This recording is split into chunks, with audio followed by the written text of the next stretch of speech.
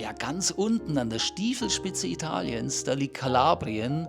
Und wenn man Kalabrien hört, da denkt man immer sofort an Armut, Arbeitslosigkeit, an die Mafia, an die kalabrische 'Ndrangheta. Aber wie ist es wirklich vor Ort und bekommt man als Tourist überhaupt was davon mit?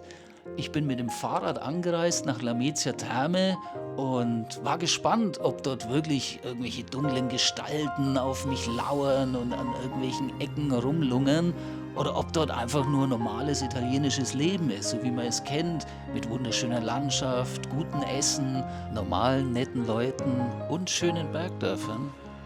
Ja, wir werden es herausfinden. Ja, wunderschön hier hinten die Berge. Der blaue Himmel schaut auf uns herab, die Sonne scheint. Ja, ein paar Wolken sind da hinten, aber da fahren wir nicht hin. Wir fahren heute nach Lamezia Terme, das ist ja so der Hauptort hier. Der ist allerdings ein paar Kilometer weiter weg, weil da, wo der Flughafen ist, das ist ja nur so ein Teilort. Da ist nicht so viel los, also da gibt es auch nichts zu sehen, aber in Lamezia Terme, da soll es wohl eine Burg geben und ja, keine Ahnung, wir schauen es uns einfach mal an. Vorher geht es allerdings auf eine Runde, die habe ich mir bei Komoot rausgesucht. Da geht es auch mal über den Berg drüber, also ein bisschen kleine Hügel haben wir, aber nichts Dramatisches. Und am Schluss kommen wir dann nach Lamezia Terme, das schauen wir uns dann am Ende an. Vielleicht, wenn noch Zeit ist, fahren wir mal ans Meer, gucken auch mal, was da so los ist. Also es wird wieder was geboten sein, bleibt dran und dann würde ich mal sagen, los geht's.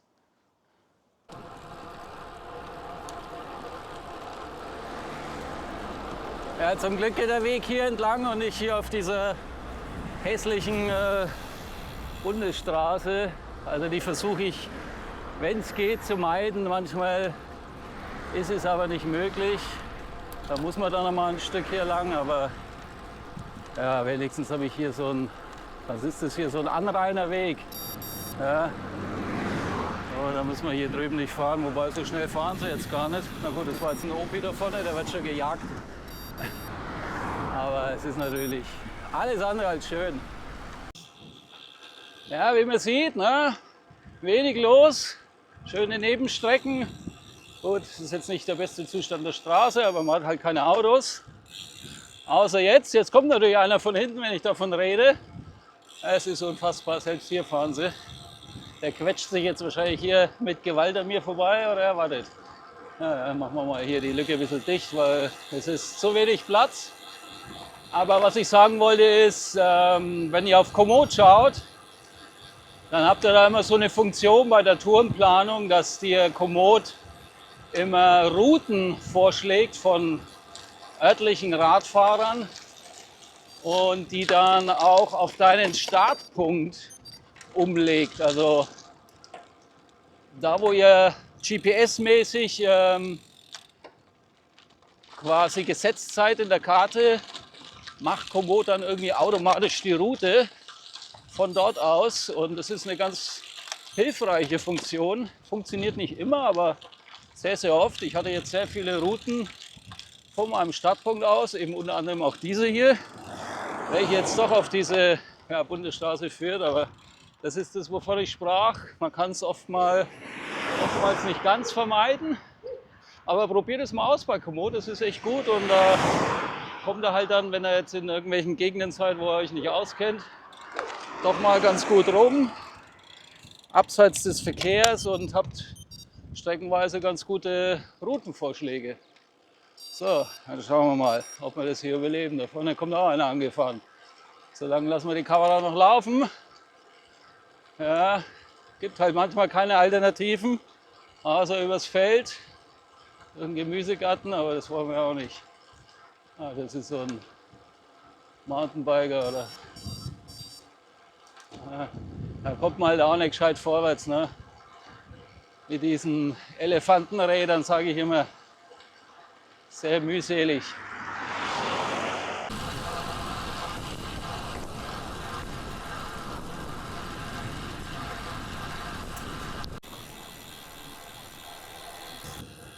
So, hier geht's schon wieder runter. Mal ein kurzes Stück, das passt. Nach Palazzo. Einmal hier ringsherum. Ah, wunderbar, schaut euch das mal an, diese Weitsicht. Die Olivenbäume hier unten, die Berge da hinten.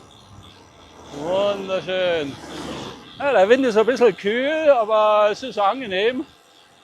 Es ist nicht so, dass man friert. Die Sonne ist aber da und auch nicht so schwach. Wir gucken mal, wie viel Grad haben wir denn? Was sagt denn unser Wahoo? 23 Grad. Ja, das ist wieder so eine tückische Temperatur wie in Malta. Die merkst du gar nicht, auch durch den Wind geschuldet. Und kriegst aber dann doch leichten Sonnenbrand. Aber was hat der Frank Bötterle daraus gelernt? Nichts. Weil er hat sich natürlich wieder nicht eingecremt, weil er sich denkt, naja, das ist ja nichts. Wir sind ja nicht in Thailand, aber ja, in Malta hat man es gesehen. Da schält sich jetzt noch die Haut von meinem Unterarm. Naja, der Hautkrebs lässt grüßen, irgendwann wird er da sein. Naja, ich versuche das nächste Mal dran zu denken. Schau mal her, die Olivenbäume. Hä? Herrlich. Ja, hier der erste Rennradfahrer, den ich treffe. Italiener sind natürlich Radsport verrückt. Mal kurz überholen. Oh. Ciao. Und dementsprechend sieht man immer viele, aber auf der anderen Seite die Autofahrer sind ja, den Radfahrern gegenüber schon oft sehr rücksichtslos, überholen knapp mit hoher Geschwindigkeit. Also ich habe immer ein bisschen ungutes Gefühl, wenn ein Auto kommt von hinten. Ich weiß auch nicht, so ein Unbehagen, weil ich nie weiß, wie knapp überholt er jetzt. Ich weiß, dass er auf volle Kanne draufhält, also sprich die Geschwindigkeit nicht verringert, aber in welchem Abstand fährt er an mir vorbei. Ja, also da bist du immer ein bisschen so in so einer Schockstarre. Weiß auch nicht. Manche Länder, da fühle ich mich nicht so wohl auf der Straße.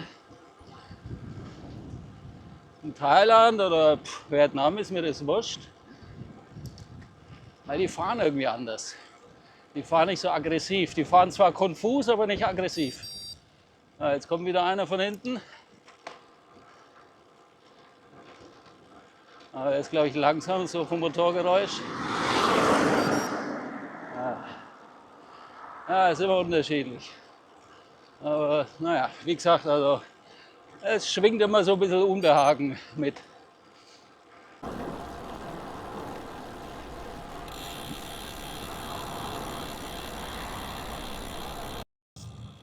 Ja, das ist jetzt auch wieder so eine Anrainerstraße, sage ich mal, die so abseits parallel hier zu der Bundesstraße geht, die hier drüben ist. Also da möchte man nicht fahren. Wenn ich schon die Mittelbarrieren sehe da aus Beton, weißt du, was los ist? Gib ihm. Aber hier ist so eine alte Straße wahrscheinlich, die alte Bundesstraße vielleicht. Hier ist absolute Ruhe, kann man fahren. Von daher ja, gut ausgewählt von demjenigen, der die Tour geplant hat. Und mal schauen, ob es so bleibt.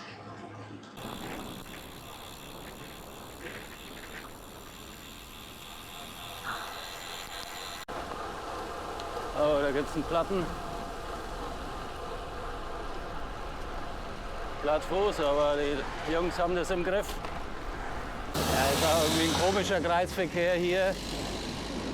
Also ist das überhaupt einer? Es sieht zumindest so aus, aber die haben hier eine Haltelinie.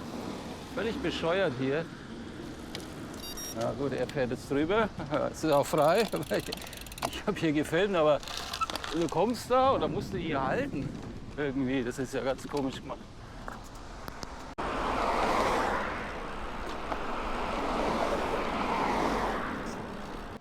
So, jetzt geht's hier hoch schon. Nee, das ist bloß eine Kuppe.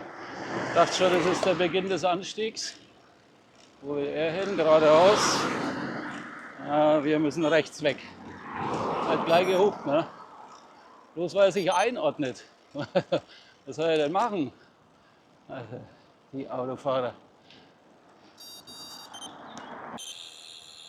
Ja, das hier drüben ist der Konrad. Das sind diese riesen Supermärkte hier. Ich will mal Konrad sagen, aber er heißt Konrad. C-O-N-A-D. Superstore. Hat heute auf am Sonntag. Ja, übrigens auch der kleine Coop-Laden bei mir im Ort hat auch am Sonntag offen. Bis 12 Uhr. Also selbst am Sonntag Wenn man was braucht, kann man noch schnell sich was besorgen. Nicht schlecht. Und Sie hier, Sie wandern.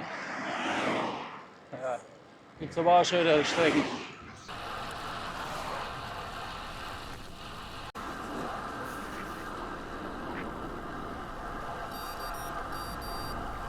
So, da oben die Autobahn, Vena di Maida.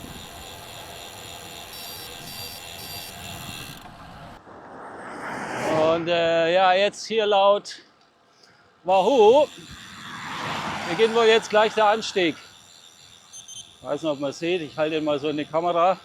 Man sieht das Geschlängelte, das bedeutet nichts Gutes. Das heißt, es geht ja, serpentinenmäßig nach oben. Irgendwo jetzt hier unter der Autobahn durch und dann wahrscheinlich hier rein ins Hochgebirge auf die 3000er. Wir gucken mal, was uns da so erwartet. Aber bis jetzt gefällt mir die Strecke ganz gut. Hier lief es jetzt gerade richtig sahnig. Kannst es richtig laufen lassen.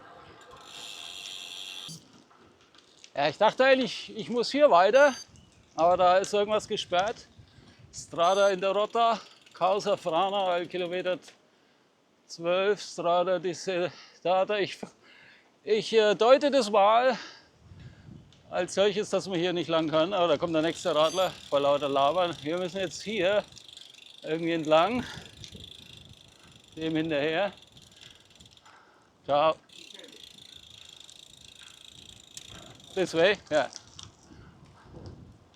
Yeah, okay. Germania. Alemania. No italiano, no parlo italiano. Scusi. No, di qua si esce, sai, in questa strada. Yeah, but this is correcto. Corretto. Correcto, okay. And chiuso, other. Yeah, okay. Okay. Torna, Yeah, but very bellissimo. Beautiful road. Beautiful. No traffic. Yeah. Okay. Norimberga. Yeah. Bavaria. But with aeroporto. bellissimo, beautiful. Yes. It's nice here. The first time in Calabria for me. È stato mai? Yeah, with the bike and me. First time Calabria, me. Calabria. Only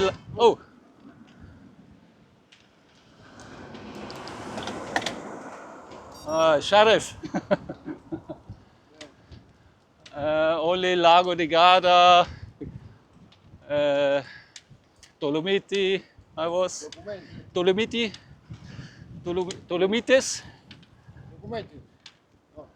No, Dolomites. Like Passo di Ciao, Passo Passo- Campagnolo, il Passo Condoi. Passo Bordoi. Bordoi, Yeah, Dolomites. Trentino. Trentino, yeah. But Calabria, first time. It's too far away. Yes. Yeah. Adesso il Giro d'Italia qua. Giro Italia here? Yeah. Oh, okay. This year? Il 12 maggio. Okay. Eh, Ah, a famous road, holy road.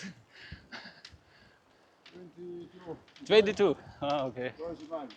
Yeah. Tour Giro d'Italia soon, in June. Huh? No, ma mai. What? May. May already. Oh, so Giro Pensavo Venezia. Ah, okay. Giro d'Italia. So Giro Italia, holiday in all Italy. Nobody working, only television Giro.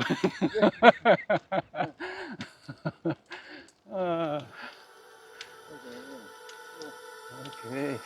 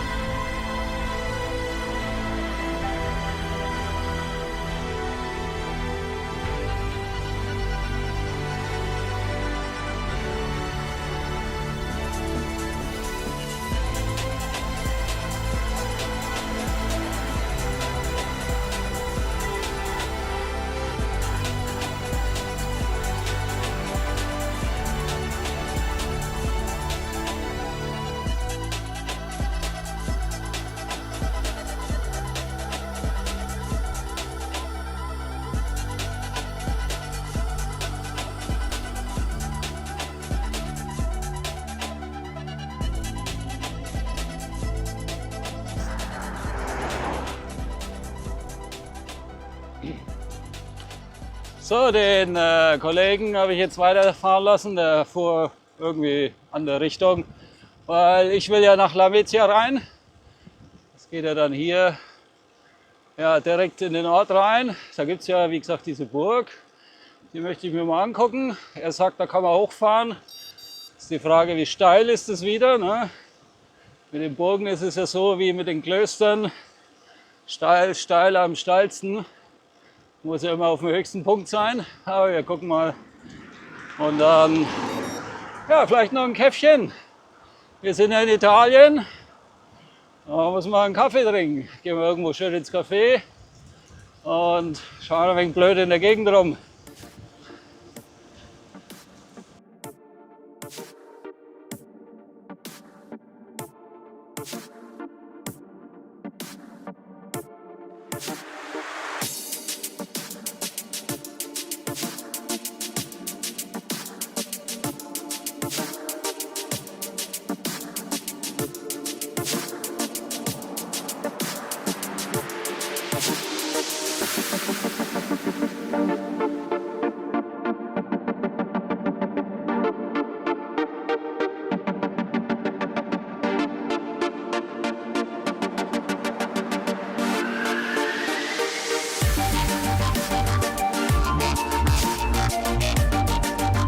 Ja, wunderschön, da drüben sieht man die Burg Castello Lamezia Terme. Ja, ich dachte, ich kann hier unten irgendwie durch die Gassen hoch, aber es ist alles Einbahnstraße, da geht es dann runter. Muss hier über diese seitliche Umgehungsstraße hoch. Schauen wir her. Ist das nicht der Traum? Hä? Ja, wunderbar.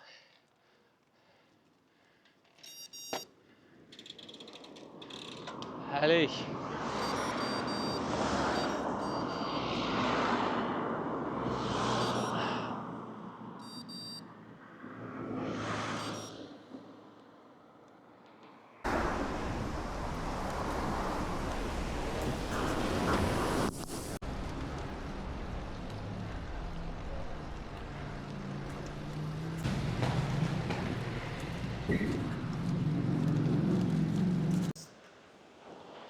Ja, da oben ist das Castello, die Ruine. Allerdings geht es da nur zu Fuß hoch. Das erspare ich mir jetzt mit dem Radl. Da unten ist irgendein Wildbach, man hört ihn. Ja, schlängelt sich hier runter ins Tal. Schauen wir her und da hinten die Ebene und die Berge wieder. Und das Meer ist auch irgendwo da hinten. Sehr schön hier oben.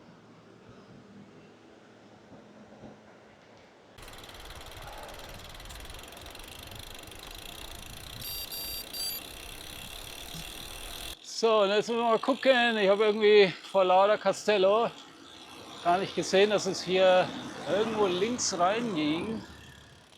Aber wo? Und zwar kann man da die Gassen wieder runterfahren. Wahrscheinlich war es diese Gasse, wo ich eben vorbei bin, weil hier ist schon wieder Sense.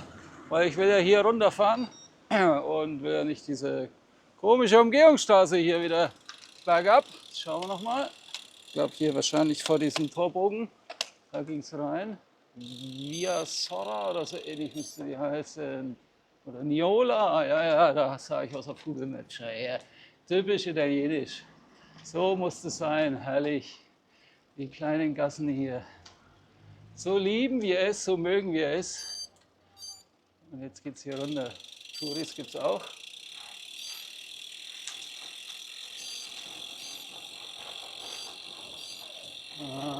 Haben wir hier die kleinen Taverne, da hocken halt nur die Italiener. Ne? Da hockt halt Katuri, das sind die Geheimtipps. Weil es ist hier schon wieder Einbahnstraße. Ich muss mal Google Maps beauftragen, wo ich hier lang muss.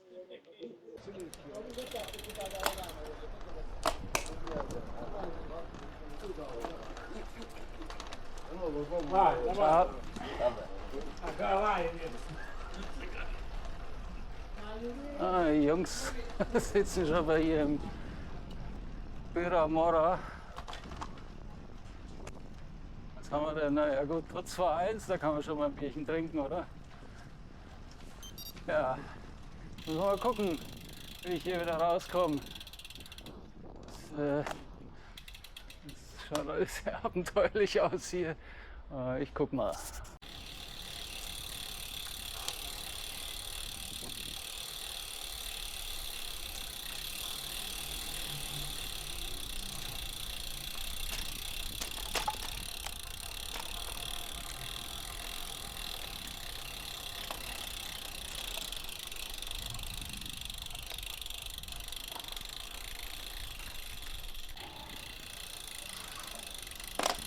Wahnsinn, hier fahren sie sogar mit den Autos. Oh, es ist so steil, ich komme kaum zum Stehen. Boah. Uiuiuiui. Ist nicht so einfach hier. Ah, die Bremsen müssen hier Höchstarbeit leisten. Ah, der Reifen rutscht schon. Mamma mia. Aber wird's eng.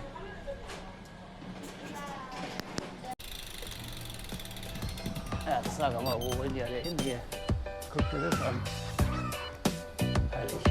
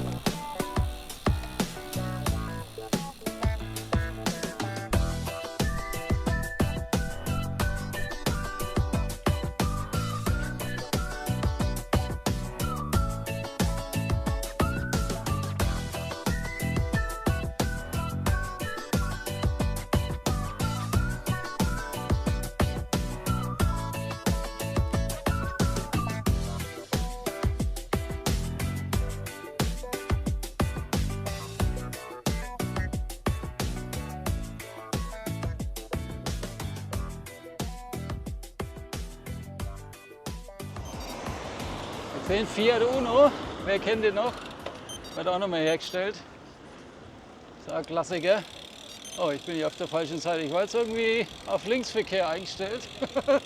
Okay, na gut, fahren wir hier durch. Da sind wir wieder auf der richtigen Seite. Ja, ist ja nichts los hier. Geht schon. Ich nehme mal die Kamera kurz ab. Ja, jetzt wollte ich ja eigentlich hier einen Kaffee trinken, aber ich war auch in einem Café, aber irgendwie ist nichts passiert. Ich saß da und wurde nicht beachtet. Und um mich herum wurden die Tische geleert, abgeräumt. Es wurde gegangen, nicht mehr wiedergekommen. Ich wurde nicht gefragt. Und irgendwann habe ich mir gedacht, naja, könnt ihr mir den Buckel runterrutschen, dann gehe ich jetzt wieder. Weil ich warte hier 10 Minuten, du hast mich gesehen, du hast mich registriert. Aber hältst du es nicht für nötig, zu fragen, ob ich was möchte? Na gut, dann gehe ich halt wieder. Ja, ich dachte, hier in Kalabrien, denen geht es nicht so gut und da ist man froh, wenn man ein paar Kunden hat, aber naja, ja, irgendwie wollten sie nicht oder hatten keine Lust am Sonntag zu arbeiten, ich weiß es nicht. Aber so schön finde ich es jetzt hier irgendwie auch nicht. Es war jetzt auch nichts anderes mehr großartig hier. Mir kommt es ein bisschen ausgestorben vor, aber vielleicht ist es auch die Region hier, ich weiß es nicht. Ich fahre jetzt mal zum Meer. Und da bin ich mir sicher, dass es da irgendwo ein Café gibt, weil das Meer habe ich auch noch nicht gesehen und das wollten wir uns ja sowieso noch angucken. Also. Das Stadion.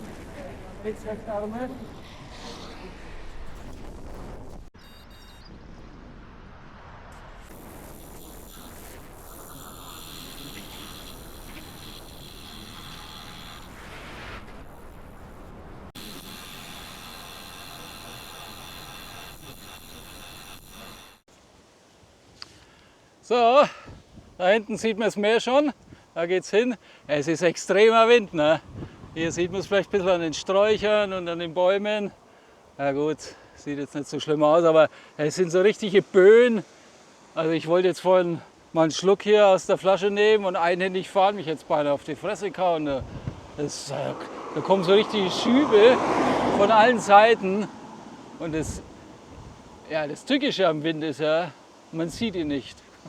Also man weiß auch nicht, wo er herkommt, wo er als nächstes ausbüchst und dich angreift. Aber das war's. Normalerweise kannst du hier super runterdonnern, das geht schön leicht bergab, aber so mit 32 oder so gefahren, wo es wahrscheinlich hier normalerweise mit 40 runterbügelst. Aber ja, es geht halt auf die Küste zu, aufs Meer und da ist halt bekanntlich windig. Jetzt schauen wir mal, wie es dort aussieht. Ich bin gespannt.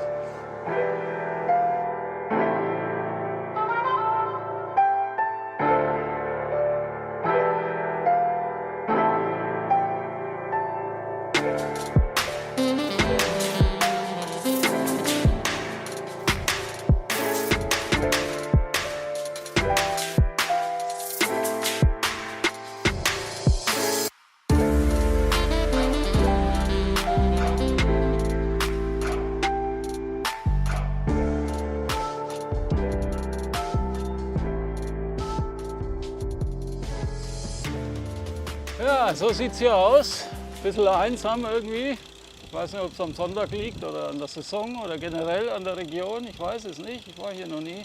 Aber es schaut alles recht, ja, ich möchte nicht sagen tot, aber ja, ist halt irgendwie wenig los. Als hätten sie die Bürgersteige hochgeklappt. Keine Ahnung. Jedenfalls da drüben ist der Strand. Ich dachte, man kann direkt hinfahren, aber da müsst ihr jetzt hier irgendwie über die Wiese. Auf jeden Fall ist es, wie gesagt, sehr windig. Da drüben sehe ich viele Kitesurfer schon in der Ferne.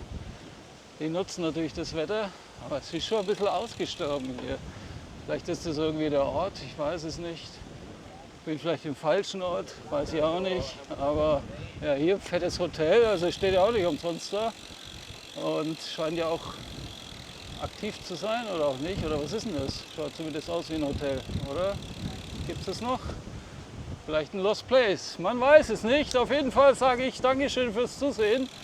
Das war es erstmal hier von der Tour nach Lamezia Terme. Ja, ist das jetzt bewohnt oder nicht? Es sind Gardinen drin. Es schaut zumindest nicht verfallen aus. Das Tor hier. Ja, ich werde das jedenfalls noch eruieren. Ah, hier geht ein Weg. Ah, vielleicht fahren wir doch noch runter. Dann beende ich das Video gleich. Oder ich sage jetzt schon mal Tschüss, danke fürs Zusehen. Ciao, ciao, arrivederci hier aus Calabria und schalte wieder ein beim nächsten Video. Abonnieren nicht vergessen und den ganzen anderen Kram. Ihr wisst ja, Instagram, Strava, Komoot und TikTok. Jetzt muss ich erstmal hier diesen riesen Bürgersteig hier runter. Eieiei, da magst du das mit hier. Ja, hier sowieso Ende dann. Und ja, dann, wie gesagt, wir sehen uns beim nächsten Video. Bis dahin, ciao, ciao. Auf zum Strand. Andiamo. Diese Gravel-Einlage doch hier. Ein mächtiges Leben. Hier liegt der Müll wieder rum. Sehr sandig. Es wird wieder so eine schwammige Partie hier. Hier ist ja ein Weg, den sehe ich jetzt erst. Na ja gut, so lang geht er auch noch mal. Ist davor. Und ich sehe die Sonne. Gut. Aber total leer. Also überhaupt keiner da. Kein riesen Stadt da vorne. Hier.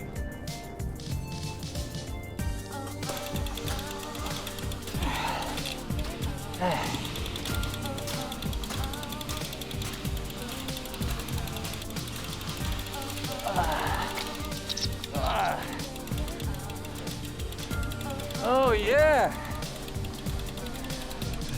I made it! Woo! Wow. Oh, das sieht doch schön aus. Hier sind ein paar Leute.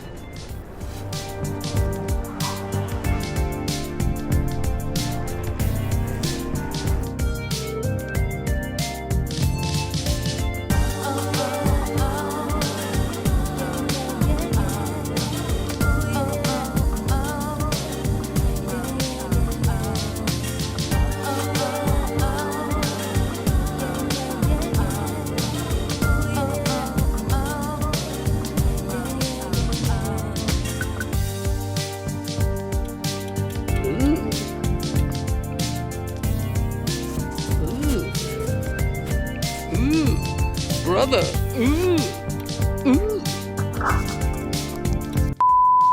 Da und dann geht's weiter. Ne, da geht's nicht weiter, da geht's schon heim, weil das ist am Schluss. Wir machen das nochmal.